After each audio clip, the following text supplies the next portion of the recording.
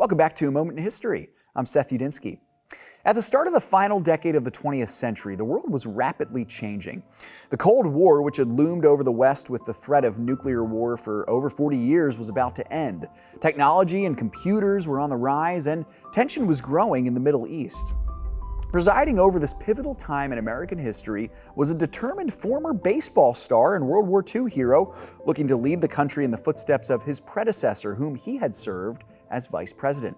He was the 41st president of the United States, George H.W. Bush. Now, Bush was born in 1924 and served as a young naval pilot during World War II.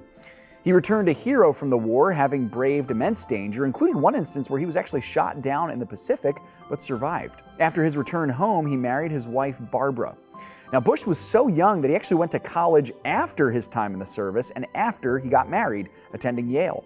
Over the next several decades, Bush, who had moved from his birthplace in Massachusetts down to Texas, entered politics, first at the state level and then nationally. Before his entrance on the national stage in 1980, he was the ambassador to the UN and the director of the CIA, and that was just some of the roles that he served. Now, in 1980, Bush made a run for the presidency as a Republican. He did not win the nomination, but he got a consolation prize as the running mate for the wildly popular Ronald Reagan.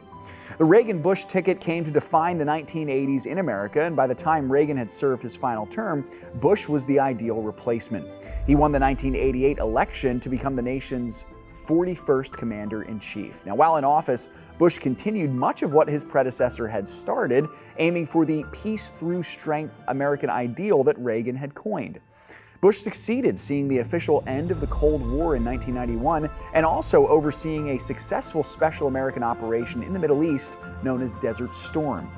Bush's presidency was largely a success, but he could not generate that success into a second term. He lost the 1992 election to Bill Clinton, which ended his time in office. But his time in the public eye was far from over. Bush remained a respected elder statesman in his later years, especially in light of his son and namesake George W. taking the Oval Office himself in 2000.